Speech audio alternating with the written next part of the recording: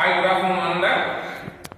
Let us today we are going to discuss or just like take a debate regarding microorganisms, whether they are useful or harmful. See, children, actually, as a coin has both sides, just like microorganisms, they are very useful in our day-to-day life activities, as well as even though some of the microorganisms they are causing very dreadful diseases. Present scenario, we are suffering a lot with the epidemic disease like coronavirus. Previously, we suffered a lot of the diseases like SARS, plague, and cholera. These are the epidemics. Epidemics means within a short span of time, they have to increase their number enormously, abnormal condition.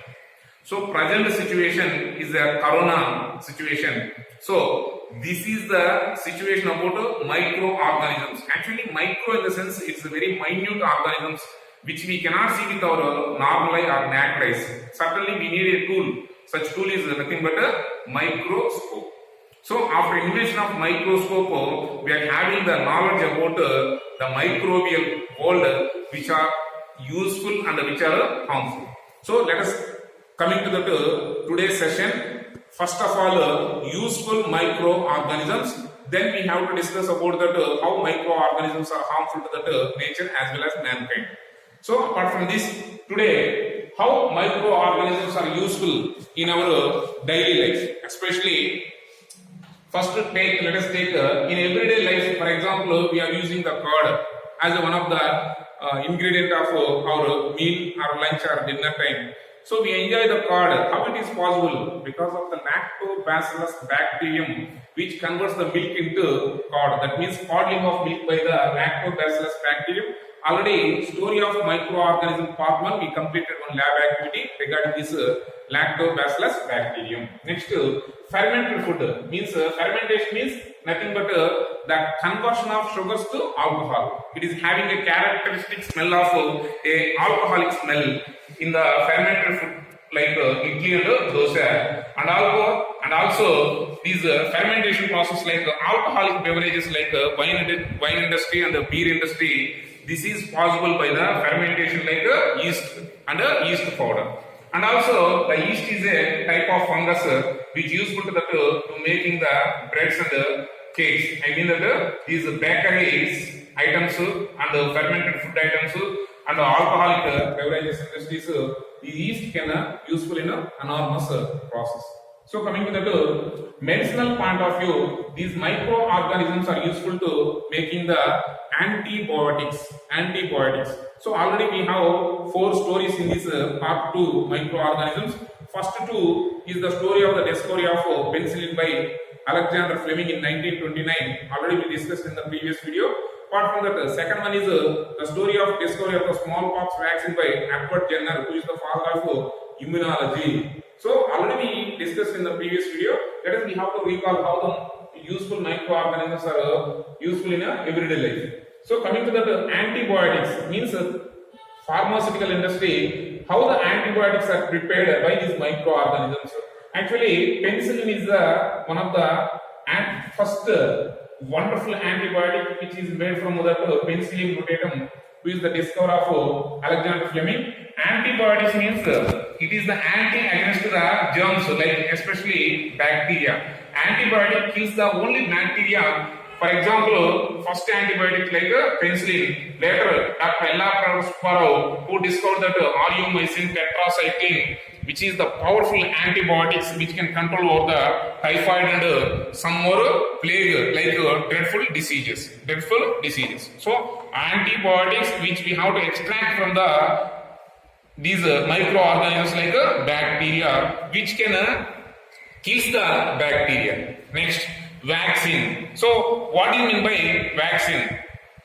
What is the use of vaccination? So previously we discussed about that antibiotics we have to use after the infection, after getting the disease, then we have to start the antibiotics to control the bacterial culture, all bacterial number. But whereas coming to the vaccination, it is a technique to prevent the disease before attacking. So in a medicine we have well-known proverb, always prevention is better than cure. So coming to the vaccine is nothing but the specific weakened disease causing microorganisms.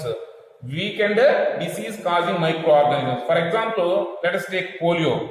So polio drops means polio virus only, but we are taking the polio viruses in a weakened state or the death state of only minimal number. That means 1 or 2 polio virus which are very weakened state that we are going to take in the polio drops, oral polio drops, that can control the polio disease. So I mean that vaccine is nothing but the disease causing microorganisms that only we are taking in the form of vaccination. So till now we are having the smallpox. This is the first vaccination who has discovered from the Edward Jenner, who is the father of immunology. Of course, it is completely eradicated from our country. It is our national objective of eradication. So according to that, polio also we are conducting our national objective. This is also pulse polio program. We are conducting nearly 2 times per year. The main objective of polio, pulse polio program to eradicating polio from our country. Next, increasing the soil fertility. Some of the soil microorganisms, for example, Nostoc and Anabaena, these are the algae which are usually present in the soil itself, and they have to become the fertile soil. This is called as the useful soil fertility microorganisms like Nostoc and Anabaena. When we have to refer the textbook page number. So coming to the textbook page number 41, textbook page number 41, how the soil microorganisms increase the fertility of the soil. So this is called as a Nostoc and Anabaena. These both the pictures regarding about the algae. Algae means you know that a green mat-like structure which belongs to the plants. So which can increase the soil fertility. This is called as a algae. Next coming to the what is meant by BT? What is BT? Actually BT in the sense Bacillus thuringiensis. Bacillus thuringiensis. Bacillus means it's a rod-shaped bacteria. Thuringiensis means it is a natural insecticide. See, we have a story about BT cotton and BT brinjal. Do you know about what is meant by BT? BT in the sense Bacillus means rod-shaped bacteria which acts like a natural insecticide. Actually, while we are cultivating the cotton crop, if suppose any bacteria or virus should be infected, we use that some insecticides or some of the pesticides to control over the germs. So apart from that, we are using some pesticides. But what I am like to say that if you use that these bacteria, that means Bacillus thuringiensis bacterium, inject to the plant juices, so these natural insecticide can control over these germs. So that is called as BT. BT means Bacillus thuringiensis. So when we tried about this Bacillus thuringiensis as a natural insecticide, we control the bacterial and this population, and we got a good crop yielding. When we success that BT cotton, we tried about that BT brinjal, means Bacillus thuringiensis in the brinjal. But actually, brinjal is a food crop, that means a food item. While we are taking the food, it is dangerous to that our some intestinal problems. So that our government has banned about that BT brinjal, but BT cotton was successful. BT cotton was successful. Coming to the next, what are the natural scavengers? What are the real recyclers on the earth surface? Means nothing but these bacteria and fungi. So for example, all of a sudden, accidentally any animal body is present on the surface of the soil. Within a few days, it should be mixed or merged in the soil surface and increase the soil fertility. Because of that, bacteria and fungus, these are the real decomposers which acts like a recyclers and scavengers. They can clean the soil by increasing the soil fertility. So bacteria and fungus is called as recyclers or decomposers. But here we have to notice about that one point of view. organic waste in decomposed process which occurs in the organic waste are also called as biodegradable elements. So for example, biodegradable waste like fruit peels, banana peels, so these are called as organic waste. If we have to compost, we have to make a compost pit and we have to throw these peels of fruits and papers, which are the substances of these organic waste. We have to sprinkle some water and cover with the soil. After 2 weeks, we have to observe that one. It should be completely merged in the soil because of this bacteria and fungi. So such that bacteria and fungus acts like a good decomposers or recyclers as well as scavengers. Next, coming to some experimental point of view, bacterial culture. For example, the scientist first should try to about the bacteria. For example, the scientist they have to experimental set up on the bacterial colony, bacterial culture. Then they have to success. Then they implemented the rats or some of the animals. In that scenario, first and foremost, the experimental point of view, the scientist should try about the bacterial culture. For example, let us take diabetes. So diabetes means sugar disease, abnormal increasing of the glucose in the blood level is called as a blood sugar. So to control the blood sugar, we are using the diabetic insulin tablets. So first we are collecting the insulin from the horses and pigs, their fluid like plasma.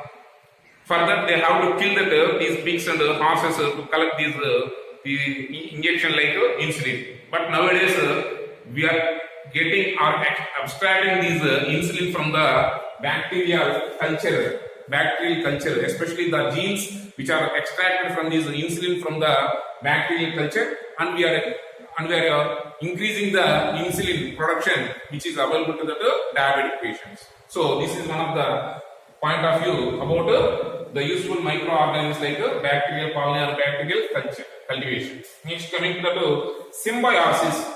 It is a beautiful relationship between the two organisms. For example, groundnut root nodules. They are having the rhizobium bacteria. So I support the diagram. So coming to the